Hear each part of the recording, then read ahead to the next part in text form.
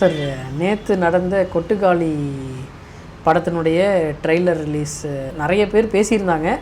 குறிப்பிட்டு சொல்லணும்னா சிவகார்த்திகேயன் அவர் பேசினது, நான் வந்து யார் மூலியமாகவும் நான் இங்கே வரல அப்படின்னு சொல்லும்போது நமக்கு தெரியுது அவர் யாரை சொல்கிறாரு அப்படின்னு.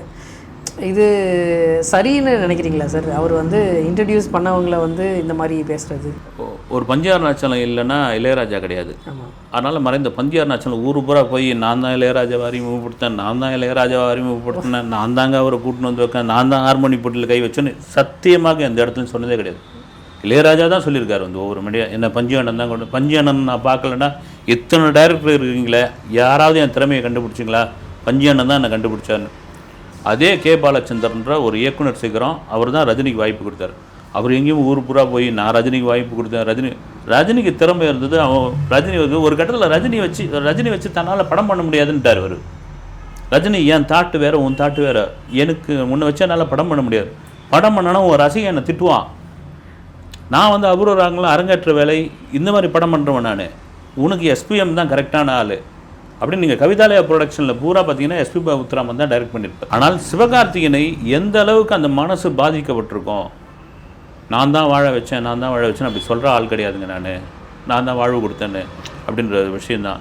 ஏன்னா அதுக்கு ஒரு உதாரணமாக சொல்லணும்னா தனுஷ் தான் சொல்கிறேன். தனுஷ் ஒரு மேடையில் சொல்லுவார் வந்து, ஒரு டைரக்டர்கிட்ட வந்து நல்ல காமெடி ஸ்கிரிப்டாக இருந்தால் சொல்லுங்கள், நமக்கு ஒரு ஹீரோவுக்கு தேவைப்படுது அப்படின்னு சொன்னால் நைஸாக அந்த ஊம குசும்பு வேலை ஒன்றுக்கும் அப்படி வச்சு இது பண்ணுவார் வந்து.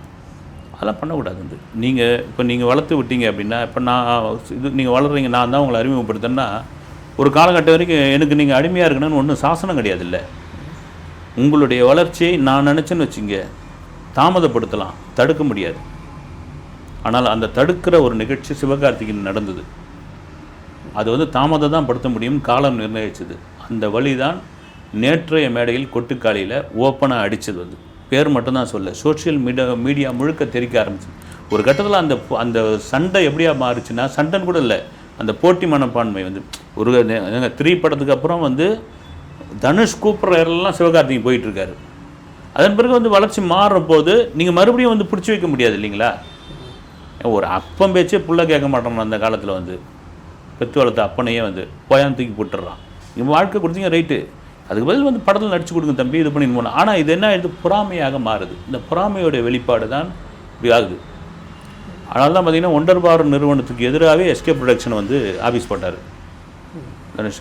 அது அந்த ஒரு வழியினுடைய வெளிப்பாடு தான் அது வந்து. இதில் வந்து நீங்கள் என்ன வேணாலும் திட்டிக்கிட்டோம் வந்து, இது கண்டிப்பாக வந்து சினிமா இண்டஸ்ட்ரியில் உள்ளவர்கள்லாம் தெரியும். ஓகே சார், அவர் கொஞ்சம் கான்ட்ரவர்சியாக பேசிட்டார். அடுத்து மிஸ்கின் அவர்கள் வந்து நல்லா ஜாலியாக பேசியிருந்தார். என்னை செருப்பால் அடித்த மாதிரி இருந்தது அவன் பண்ணது அப்படின்னு சொல்லியிருந்தார். அது அவர் எப்பயுமே அந்த மாதிரி இயல்பாக பேசுகிற ஒரு ஆள் தான். மிஸ்கின் என்னன்னா, மேடைக்கு மேடை தான் பேச்சு தான் வந்து பெரிய அளவில் பேசப்படணும், தான் இது பண்ணணும்னு அது ஒரு மனோவியாதி வந்து அது பார்த்தீங்கன்னா. ஆனால் அவர் பார்த்தீங்கன்னா ஒரு பதி அதிகமாக போய் இந்த படத்துக்கு நான் ப்ரொமோஷன் பண்ணுறேன், அதுவும் நிர்வாணமாக ப்ரொமோஷன் பண்ணுறேன்னு சொல்லி அவரே சொல்கிறாரு. நான் நிர்வாணம் பண்ணா ஆடினா யார் பார்ப்பாங்கன்னு சொல்கிறார் வந்து. ஏன் இப்படி காமெடி பண்ணுற ஆரம்பித்தாருன்னு தெரில. ஒரு கூலிங் கிளாஸை போட்டுக்கிட்டு, கும்பிருட்லேயும் கூலிங் கிளாஸ் போட்டுக்கிட்டு திரிகிற ஒரு நபராக வந்து சமீப காலமாக பேசிக்கிட்டு இருக்காரு. அதை கூட சொல்லிகிட்டு இருந்தார். கூழாங்கல் படம் முடிச்சுட்டு டைரக்டர் வினோத் அடுத்து என்ன படம் பண்ணுறேன் அப்படின்னா, யார் மியூசிக் டைரக்டர் கேட்டேன், மியூசிக் டைரக்டர்னா போடா மயிறு ஏதோ ஒன்று சொன்னேன் அப்படின்ட்டு சொல்லிட்டு, அதன் பிறகு அவன் காலில் விழத்துக்கு ரெடியாக இருக்கிறேன். நான் இளையராஜாவுக்கு அடுத்து நான் காலில் விழுறேன், அவன் என்னை செருப்பால் அடிச்சா கூட நான் வாங்கிக்கிறேன் அப்படின்னு ரேஞ்சில் உணர்ச்சி மிகுதியில் பேசுறது. பொதுவாக சொல்லுவாங்க, உணர்ச்சி வசப்படும் போது வாக்குறுதியோ அது எதையும் கொடுக்காதீங்கன்னுவாங்க வந்து. இவர் மேடைக்கு மேடை பயங்கரமாக உணர்ச்சி வசப்பட்டுக்கிட்டு இருக்காரு. அது என்னென்னா, அது ஒரு இது வந்து பார்த்திங்கன்னா, தன்னை வந்து பேசணும், இப்போ நம்ம பேசும் பொருளாக மாறிட்டாங்களா. அது ஒரு சமயம் அவர் அந்த படைப்பு அவரை பாதிச்சிருக்கான்னு தெரியல. கிட்டத்தட்ட கொட்டுக்காளி இண்டஸ்ட்ரியில் உள்ள 3/4 பேர் பார்த்துட்டாங்க. ஏன்னா உலக திரைப்பட விழா அத்தனைக்கும் போயிட்டு வந்துருச்சு. ரொம்ப அதில் பாலாசக்திவால் பேசுனது எனக்கு ரொம்ப பிடிச்சிருந்தது. அவர் சொல்லிட்டு இருந்தார், நான் அந்த படத்தை பார்த்துட்டேன், ஒரு உண்மையான ஒரு படம், ஒரு நியாயமான ஒரு கருத்தை நான் சொல்கிறேன். நான் பெரும்பாலும் அதுமாரி மேடையில் நான் வந்து ரொம்ப இதெல்லாம் பண்ணி பேச மாட்டேன் அப்படின்னு. ஒரு பைசைக்கிள் தீவ்ஸ் தான் வந்து உலக படங்களுக்கு மிகச்சிறந்த படம்னு ஒரு உதாரணம் வந்து. நான்லாம் அந்த படத்தை பார்த்துட்டு உண்மையிலே மிரண்டு போயிட்டேன். ஆனால் அந்த படத்தை பார்த்த சத்யஜித் ரே வந்து தன்னுடைய சொத்து பத்தெல்லாம் விற்று பதர்பாஞ்சாலின்னு ஒரு படம் எடுக்கிறார். அந்த பதர்பாஞ்சாலி வந்து இந்தியா முழுக்க அந்த காலகட்டங்களில் பல இயக்குநர்கள் ஒரு பெரிய தாக்கத்தை உண்டு பண்ணிச்சு. அப்படி அந்த தாக்கத்தில் உருவானதான் அரங்கேற்ற வேலையும் 16 வயதிலையும் பாலச்சந்தர்ன்ற ஒருத்தரும் பாரதராஜான்ற ஒருத்தரும் அங்கே சத்யஜித்தருடைய பாதிப்பு தான் அது. அப்படி ஒரு விஷயத்தை இந்த கொட்டுக்காளியில் நான் பார்த்தேன்னு ஒரு படைப்பாளியாக சொல்கிறது வந்து இந்த வினோத் கூட கூழாங்கல் வினோத் கூட சொல்லியிருந்தார் வந்து இது இருக்கிற இன்டர்நேஷ்னல் ஃபிலிம் ஃபெஸ்டிவலுக்கெல்லாம் போயிட்டு வரதுனால இது வந்து ஒரு ஃபெஸ்டிவல் ஃபிலிம் நீங்கள் நினச்சிடாதீங்க. ஏன்னா ரிலீஸ்க்கு அப்புறம் ஃபெஸ்டிவலுக்கு அனுப்புறது வேறு, ரிலீஸ்க்கு முன்னாடி அமைச்சோம்னா அதுவே அந்த படத்துக்கு ஒரு ப்ரொமோஷனாக மாறும். அப்படின்றதுக்காக தான் நாங்கள் அமைச்சிருக்கிறோன்னு குறிப்பாக சூரிய சொல்லியாகணும் வந்து ஒரு கதாநாயகன் அப்படின்னு ஒரு கொம்பு எங்கே முளைக்குதுன்னா ஒரு 2 படத்துக்கு அப்புறம் பார்த்தீங்கன்னா எனக்கு வந்து குத்துப்பாட்டு வை, எனக்கு இந்த ஹீரோயின் கூட டான்ஸ் வை, அப்புறம் வந்து எனக்கு கேரவனில் படுத்துக்கிட்டே ஷார்ட் வை, ஜூஸை வந்து அங்கேருந்தே டியூப்பில் போட்டு எனக்கு அங்கே நான் குடிப்பேன், அங்கேருந்தே குடிச்சு வருவேன், ஏசியோடு தான் இருக்கணும். இந்த மாதிரியான ஒரு மணலெலாம் இருந்தப்போ இது எல்லாம் தாண்டி எப்பா நான் கதையின் நாயகன், எனக்கு சப்போர்ட்டுக்கு 4-5 பேர் வச்சுக்கோங்க, கதையே சப்போர்ட்டாக இருக்கட்டும், ஒரு கேரக்டர் கொடுத்தீங்கன்னா அது எனக்கு பொருத்தமான கேரக்டராக கொடுங்க அப்படின்ற இடத்துல சூரிய வந்திருக்காருங்க. இதுதான் பெரிய படம். அது வந்து விடுதலையாகட்டும், கருடன் ஆகட்டும், இப்போ இருக்கிற கொட்டுக்காளி ஆகட்டும், ஒரு மாதிரி ஒரு குரல் கம்மி, அது கூட சொன்னார், ஏதோ அந்த இது குரல் கம்மி பேசுறது பயிற்சியெலாம் எடுத்துக்கிட்டேன், ஏதோ தழலாம் கூட சாப்பிட்டேன் அப்படின்ற மாதிரியான ஒரு இன்டர்வியூவில் சொல்லியிருந்தார் வந்து. அதுவாகட்டும், இந்த ட்ரெய்லரே வந்து ஒரு உலகத்தரத்துக்கான ட்ரெய்லராக இருந்தது. நான் மிகப்படுத்திலாம் சொல்ல சூப்பராக இருந்தது. எனக்கு அந்த மியூசிக் இல்லாமல் அந்த சேவலோட சவுண்ட்லேயே அந்த ட்ரெய்லரை கொண்டு போனது பயங்கர ஒரு சேவலை கொட்டுக்காளி அப்படின்றதுக்கு கூட வினோத் வந்து ஒரு இது சொல்லியிருக்காரு வந்து. எங்கள் ஊரில் வந்து ஒரு ரகடான ஒரு பொண்ணுங்க இருக்காங்களே, யாருக்கு பயப்படும், அவங்கள வந்து கொட்டுக்காளின்னு தான் சொல்லுவாங்க. ஒரு பெண்ணிற்கு பேய் பிடித்துச்சு, அந்த பெண்ணை வந்து பேய் ஓட்டுறதுக்காக கூட்டு வராங்க. அதன் பிறகு அது நிஜமாக பேய் பிடிச்சதா இல்லையா, அவளுக்கு வந்து உளவியல் ரீதியாக என்ன பிரச்சனை, இல்லை அந்த பேய் ஓட்டுறது தான் இவங்க வேலையா அப்படின்னு தான் படம் நண்பர். அது இதற்குள்ளே ஒரு சேவலை கட்டி போட்டு அது கத்திக்கிட்டே இருக்குது பாருங்கள். இப்படி தான் ஒரு பெண்ணையும் வந்து அவங்க கட்டி போட்டு வச்சுருக்காங்க அப்படின்னு அந்த அதுலேயே அந்த டீகோட்டாக சொல்லிட்டு போகிறாரு. ஒரு அற்புதமான ஒரு ட்ரெய்லர் கட் பண்ணியிருக்காரு வந்து. கோட்டோட ஒரு ஃபோட்டோ ரிலீஸ் பண்ணியிருக்காங்க சார் விகடனில். ஏன்னா எப்பயுமே அவங்க எக்ஸ்க்ளூசிவாக ஒரு ஃபோட்டோ விகடனில் ரிலீஸ் பண்ணுவாங்க. இந்த தடவை ஒரு ஃபோட்டோ ரிலீஸ் பண்ணியிருக்காங்க.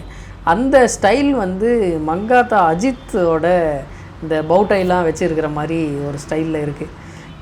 வெங்கட் பிரபு வந்து அவரே இன்டர்வியூவில் வந்து பேசியிருக்காரு, விஜய் வந்து என்கிட்ட அவரை அர்ப்பணிச்சிட்டாரு, நான் மட்டும்தான் அவரை டைரக்ட் பண்ணேன், அவர் எதுவுமே உள்ள சஜஷன் சொல்லலை அப்படின்னு சொல்லியிருக்காரு. இது மங்காத்தா ஃபீல்டில் கோட் ரெடி ஆகிட்டுருக்கு அப்படின்னு நினச்சிக்கலாமா சார்? மங்காத்தா ஃபீல் அப்படின்றத தாண்டி வந்து கோட் எந்த மாதிரியான ஒரு கதைக்கலாம். ஒரு சமயம் மங்காத்தாவுடைய சில விஷயங்கள்லாம் அவருக்கு காட்டியிருப்பாரு, கண்டி முழுக்காத மாதிரி ஆகாது. ஆனால் அந்த ஸ்டில்லை நான் பார்த்தோன்னே வேற ஒரு லுக்கில் தான் இருந்தார் வந்து. அது கூட ஒரு ஆடியோ லான்ச்சில் கூட கோட் சூட்லாம் போட்டுன்னு வந்து விஜய் பேசுறது, என் நண்பர் அஜித் தான் போட்டுன்னு வரணுமா, நான் போட்டுன்னு வரக்கூடாதா அப்படின்னு இருப்பார். ஆனால் தொடர்ச்சியாக வெங்கட் பிரபுயும் யுவன் சங்கர் ராஜாவும் போட்டு அவங்க அடின்னு அடிச்சுட்டு வராங்க ஆரம்பத்துலேருந்து. என்னையா வந்து நீ வந்து அஜித் டீமா, நீ இறங்கி வந்து உள்ளடி வேலை பண்ணுறியா, இது தளபதியை கவுக்கிறதுக்காக வந்திருக்கிறியான்ற மாதிரி விஷயங்கள்லாம் இருக்காங்க. இதெல்லாம் சும்மா அது ஒரு முக்கியமான ப்ராஜெக்ட்டு, இவ்வளோ பெரிய ஹீரோ ஒரு ப்ராஜெக்ட் கொடுத்துருக்காரு. அது ஹீரோவுடைய நாலேஜுக்கு இல்லாமல் எதுவுமே நடக்காது. வெங்கட் பிரபு எனக்கான படம்னு சொன்னாருங்களே, அது வெங்கட் பிரபுக்கு மட்டும் கிடையாது. விஜயோடைய ஒரு குணம் என்னென்னா, ஒரு கதை கேட்ட பிறகு அது அந்த இயக்குனர் கையில் போயிடுச்சுன்னா அது இயக்குனர்களுக்கான, நாம் வந்து இயக்குனருக்கான நடிகர் வந்து எந்த மார்க்கில் நிற்க சொல்கிறோமோ அங்கே நிற்போம், எந்த டைலாக் பேச சொல்கிறோமோ அந்த டைலாக் பேசணும். இயக்குனருக்காக கொடுத்து தான் அது அடிப்படையில் ஒரு இயக்குனருடைய மகனாக இருக்கிறதுனால அது மேபி இருந்திருக்கலாம். அது ஒரு நல்ல விஷயம் வந்து. அதன் பிறகு தலையீடே இருக்காது வந்து. ஏன் அந்த first single, second single, third சிங்கிள்லாம் சரியாக அமையலைன்னு தெரியல மேபி வந்து. அப்புறம் யுவன் சங்கர் ராஜா மேலே சொல்லிட்டாங்க. இதையெல்லாம் மீறி ட்ரெய்லர் முக்கியமாக ஒவ்வொரு நாளும் வந்து அர்ச்சனா கல்பாத்தி வந்து தள்ளி வச்சுக்கிட்டே வராங்க வந்து. அது வேறு சோஷியல் மீடியாவில் அவங்கள போட்டு இது பண்ணிகிட்டு இருக்காங்க. நாளைக்கு தான் வரும் மேபி ட்ரெய்லர் வரும். அந்த ட்ரெய்லர் தான் உங்களுக்கு ஏறக்குறைய அந்த படம் எப்படின்னு வந்து சொல்லிடும். ஒரு சோறு பதன்ற மாதிரி அந்த ட்ரெய்லர் வந்து நிறுத்திடும். ரிலீஸுக்கு ரொம்ப காலம் இல்லை, இது வந்துருச்சு செப்டம்பர் 5. கண்டிப்பாக ஒரு முக்கியமான படமாக இருக்கும். எனக்கு தெரிஞ்சு பார்த்தீங்கன்னா லியோ மாதிரி ஒரு பெரிய எதிர்பார்ப்பை கொண்டு வந்து இதில் சேர்க்கக்கூடாதுன்னு முடிவு பண்ணியிருக்காங்களான்னு தெரியல. எங்கள் திருமணம் லியோன்னு பேசி அப்புறம் அது அப்படியே ஒரு மாதிரி ஸ்டப்புன்னு ஆகிப்போச்சு இல்லைங்களா. அது மாதிரி இல்லாமல் தியேட்டரில் செப்டம்பர் 5 வந்து பேசிக்கிட்டோம், நம்ம பார்த்துக்கலான்னு. இது விஜயோடைய பங்கும் இருக்குன்னு நினைக்கிறேன் நான். வாரம் ஃபுல்லாகவே அப்டேட்டாக இருக்குது. நாளைக்கு வேறு தங்கலான் படம் ரிலீஸ் ஆகுது, எப்படி இருக்குன்னு பார்த்துட்டு தொடர்ந்து பேசுவோம். வணக்கம்.